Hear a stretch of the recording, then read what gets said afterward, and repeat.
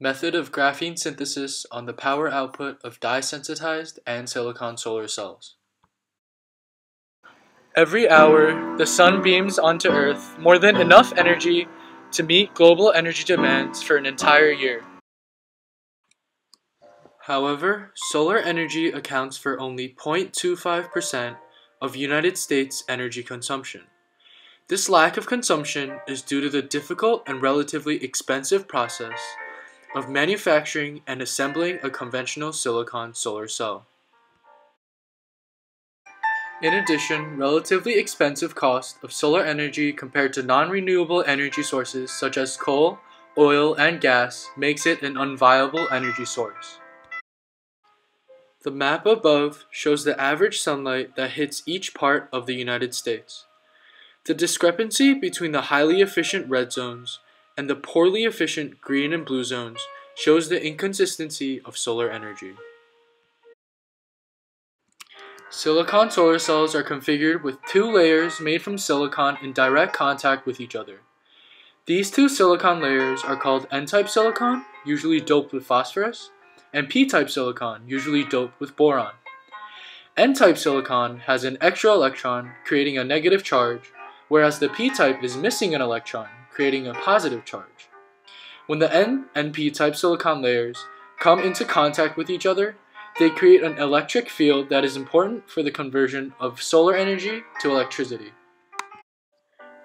When photons from sunlight hit the solar cell, the energy absorbed excites electrons in the P-type silicon and releases them to the N-type silicon, leaving behind a hole in the P-type.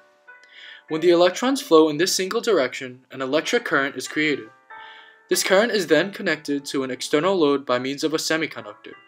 The electrons are passed through the external load to power it, and then the electrons are recycled back to fill up the holes in the P-type silicon.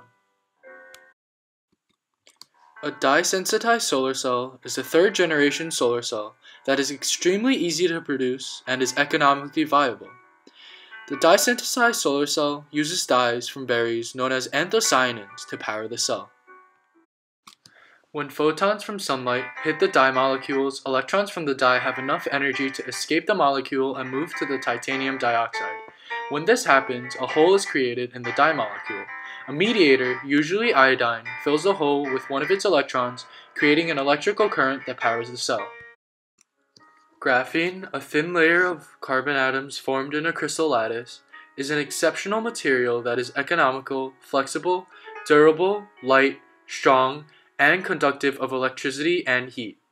Researchers have applied graphene to many fields of science, including solar science. In a traditional dye-sensitized solar cell, the counter electrode is made from metal oxide, such as indium tin oxide and fluorine tin oxide.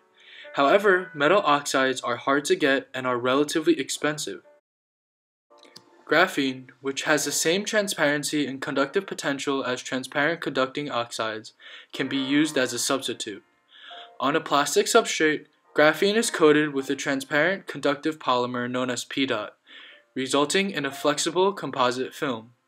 The film is used as a counter-electrode in dye-sensitized solar cells instead of transparent conducting oxides. Wang in 2007 studied transparent, conductive, and ultra-thin graphene films as an alternative to transparent conducting oxide electrodes for dye-sensitized solar cells. These graphene films were fabricated from exfoliated graphite oxide, followed by thermal reduction. Figure 1 shows the transmittance of 10 nanometer graphene film in red compared to that of indium tin oxide in black and fluoride tin oxide in blue. Graphene proved to be much more consistent in transmittance across the entire spectrum, with transmittance remaining around 70%, while that of ITO and FTO decreased significantly when wavelength was above 1000 nanometers. Cruz in 2011 investigated reduced graphene oxide films as counter-electrodes in dye-sensitized solar cells. Figure A shows the same trend for graphene films concerning transparency, which decreased after annealing. Annealing the graphene films under inert atmospheres favors the elimination of oxygen functional groups due to thermal-induced decomposition. partially restituting the electronic conjugation. Furthermore, annealing enables a better ordering of graphene sheets, making the films denser and smoother, and thus less transparent. Tai in 2011 also tested graphene as the counter-electrode in a dye-sensitized solar cell, using different percentages of graphene by weight. Results show that as percentage of graphene increased, so did absorption. This might be caused by graphene spreading the TiO2 particles and enhancing the absorption of the dye.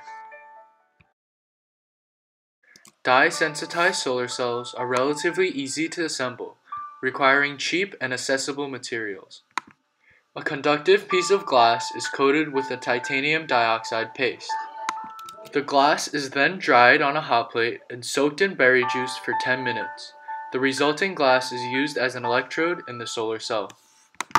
The counter-electrode, usually a metal oxide but graphene in this case, is then bound with the TiO2 electrode using binder clips. However, in order to get the graphene for the counter-electrode, graphene must be synthesized from different synthesis methods that yield different amounts and qualities of graphene. 5 of these methods include sonochemical, hydrogen peroxide, Tang-Lao, electrochemical, and thermal reduction. Sonochemical method is a method where graphene oxide is synthesized to graphene by ultrasonic irradiation. Ascorbic acid powder and ammonium hydroxide are mixed with graphene oxide, and the mixture is sonicated to yield graphene in solution. Hydrogen peroxide method is a method where hydrogen peroxide is mixed with graphite and heated, yielding graphene in solution. Tang-Lao method is a method where the sole source of graphene is glucose, making the process safe, simple, and environmentally friendly. Electrochemical method is a fast and safe redox reaction with graphite as the anode and copper as a cathode. When a mixture of water, sulfuric acid, and sodium hydroxide is poured into the bowl, the system undergoes a redox reaction. After 10 minutes, the mixture is poured into a beaker and sonicated to yield graphene in solution.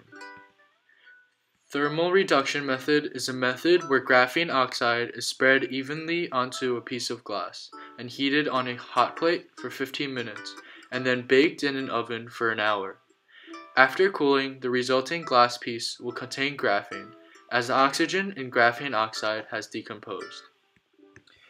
The purpose of this experiment is to see which graphene synthesis method, sonochemical, hydrogen peroxide, Tang-Lao, electrochemical, or thermal, produces the highest electric potential in a dye-sensitized solar cell and silicon solar cell when graphene is used as the electrode. The experiment will be conducted with both conventional silicon solar cells and with dye-sensitized solar cells.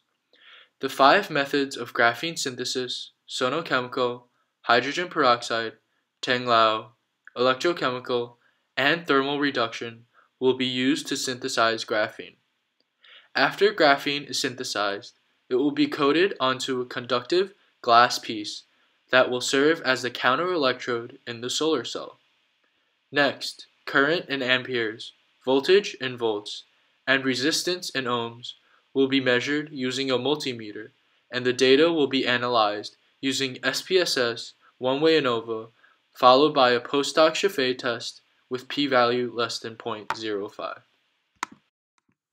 It is hypothesized that thermal reduction method for graphene synthesis will be the most effective in producing the highest power output when used as the electrode because it only involves heating as opposed to addition of outside chemicals that may disrupt production of quality graphene.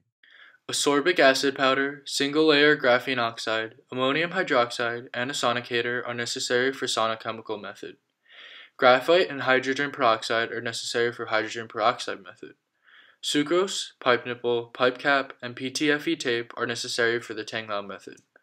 Sulfuric acid, sodium hydroxide, copper wire, AA batteries, alligator clips, binder clips, and indium tin oxide coated glass are necessary for electrochemical method.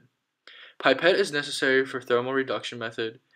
And finally, nitric acid, titanium dioxide, ethanol, and potassium iodide are necessary to build a dye-sensitized solar cell. This project is extremely doable, as all of the chemicals and equipment are readily available in the lab. However, some chemicals such as sulfuric acid need special care, as they may be corrosive. This is the bibliography. Two of the most influential works were by Wang in 2007 and by Cruz in 2011. Both studies proved graphene to be effective and plausible alternatives as counter-electrodes in solar cells.